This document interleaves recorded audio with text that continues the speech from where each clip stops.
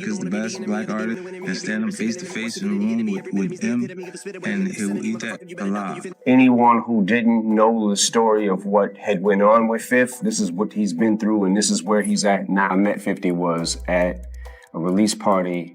Was it in New York? I think it was in New York. I met him. I think we talked in the back room, right? Eminem and 50 Cent go way back, and their bond, it's unbreakable. Ever since Eminem helped launch 50 into the rap game, these two have been locked in like brothers. What he was doing was so crazy there was nothing to get rid of. There was nothing that we could even say, oh, that would be cool for a mixtape. And now, with all the wild drama swirling around 50 Cent over the years, Eminem isn't just sitting back. He's speaking out loud and clear, ready to go to battle for his friend. He's letting everyone know, mess with 50, and you're messing with him too. 50 Cent isn't just a rapper. He's a legend when it comes to stirring the pot. I don't think we really set out to create anything. It was more, let's just make the best music that we can. Sure, he drops hits, but where does he really shine? Throwing shade with that savage sense of humor. Nobody's safe from his brutal jokes and slick comebacks, whether you're a superstar or just some random face in the crowd. His roasting game is legendary, and he's left a trail of scorched egos across the industry. He showed up in the club video shoot. He came, it was like, Suge's outside, Suge's outside. Everybody like, it was running, dropping, like, man, everybody going, out. Some celebs have learned to laugh it off, but others, they tried to clap back and got wrecked in return. But even with all that chaos, 50 keeps doing his thing, and he's not slowing down one bit. His jokes are sharper than ever, and he's not holding back for anyone. One of those things you rapping about, you talking about, I can respect that. Right. If somebody else writing your rhymes, somebody else, is you telling somebody else's story, that really don't mean nothing. And through all the madness, guess who's been riding for him without question? Eminem. He's been solid since day one, never flinching, never fading. The moment he blew up in Detroit's rap scene, Eminem brought that Slim Shady energy and never looked back. And let's not forget that life-changing moment in 1998 when he linked up with Dr. Dre. That meeting didn't just change his life, it changed the whole rap game. As Eminem's career kept skyrocketing, everything changed in 2002 when he stumbled on a gritty mixtape from a hungry rising rapper, 50 Cent. That tape lit a fire, and before long they were side by side in the studio, laying down tracks that would shake up the whole game. What started as a mentor-mentee relationship quickly evolved into a ride-or-die friendship that survived the wild ups and brutal lows of the industry. From award show glory to straight-up chaos in the streets, these two have stood firm, shoulder to shoulder. And now, Eminem stepping up once again. It was a duality of beef going on at the same time during the time I was protecting this guy. He's not just watching from the sidelines, he's warning every single rapper out there. Don't try anything slick with 50 Cent. If you come for 50, you better know that M's coming right back for you. 50's name alone causes a stir. Every time it's brought up, it's like flipping a switch. Energy floods the room. Wherever he goes, there's buzz, tension, drama, and fans live for it. His history is packed with beefs, and one of the most talked about, his old feud with the fearsome Suge Knight. Some red shirts surrounding him. And I'm looking at M's face, and I'm looking at these guys. Back in the late 90s and early 2000s, Eminem was grinding hard, trying to carve out his place in rap. But he wasn't just battling for attention, he had to fight off some serious threats too. Suge Knight wasn't just an industry heavyweight, he had a rep for pushing people out the game by any means necessary.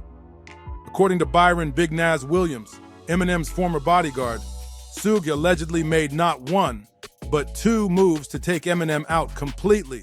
Big Nas claims that the first attempt went down at the 2001 Source Hip Hop Awards, right when M was dominating the charts with My Name Is. And even though Big Nas at first said nah to working with M, he eventually came around. The limo's pulling off as we're coming out. Death Row's behind us. So I'm like, shit. That change of heart put him right in the middle of some of the wildest moments in Eminem's early rise to fame. The very first night Eminem and Big Nas teamed up, it turned into a full-blown security emergency. What was supposed to be a simple intro between a rising producer and a rap superstar quickly shifted into full protection mode. Big Nas came in thinking he'd be networking with label execs, but that plan flew out the window fast. His real job that night, keeping Eminem alive. Couldn't even see him behind me. So the whole time, I'm on knockout mode or breakneck mode. You know, I'm more dangerous with my hands than I am with a gun. Big Nas recalls the chaos at the Source Awards like it was yesterday. It was their first real run-in with Suge Knight and his crew, and it got tense fast. Nas says Eminem was left out in the aisle, no security, no protection, while a bunch of guys in red shirts closed in on him. And what were they shouting? Death Row! Dre heard it. He was sold. And basically we said, let's do a joint thing. They claimed they were sent by Suge Knight himself to put pressure on M, and things were about to get ugly. Nas didn't wait around.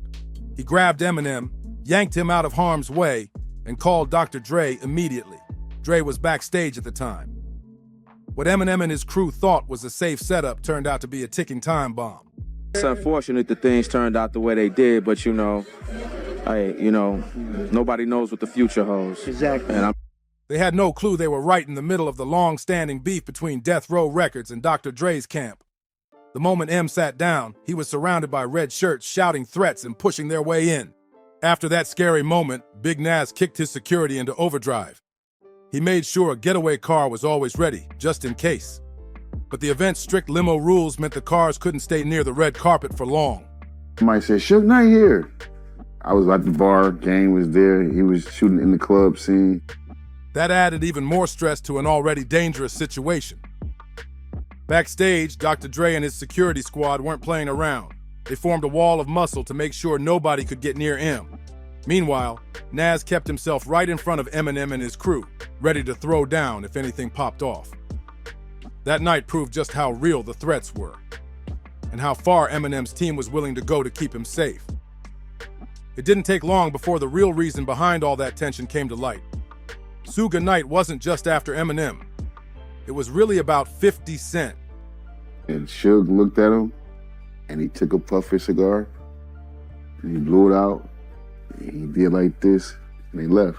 Suge knew something big was coming, and 50 was the threat. At the time, 50 was grinding hard, trying to break through, and Eminem saw that hunger immediately. After hearing Guess Who's Back, M knew he had something special. He didn't waste a second. He ran straight to Dr. Dre like, "You need to hear this guy." Meanwhile, Suge Knight had just gotten out of a 5-year prison stretch.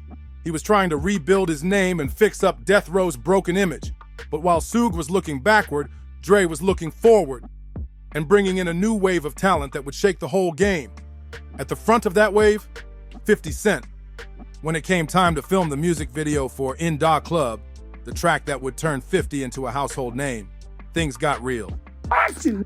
No business. Everybody's just running, just getting up out of there. Every New York, whatever you name, all these that was like they write books. Out of nowhere, someone shouted, "Suge Knight is in the building." And the vibe shifted instantly. Tension spiked, cameras stopped, people froze. Suge didn't roll in solo either. He pulled up 30 deep, flexing hard and making his presence known. He wasn't subtle. Everyone knew this wasn't just a casual drop-in, it was a message. The content is similar to what I would do. They didn't recognize mine. They gave me Grammys when I was with them, when I'm on records with Eminem. Other than that, Suge wanted eyes on him. He wanted control. But what he got instead? A room full of people watching how unbothered 50 Cent really was. Instead of backing down, 50 stood tall. No fear, no flinching. And while some of his team scattered under the pressure, 50 didn't blink. If Suge thought intimidation would work, he had another thing coming. 50 wasn't built like that, and Suge realized it on the spot. That moment didn't just blow over. It sealed 50's image as a fearless powerhouse. The issue.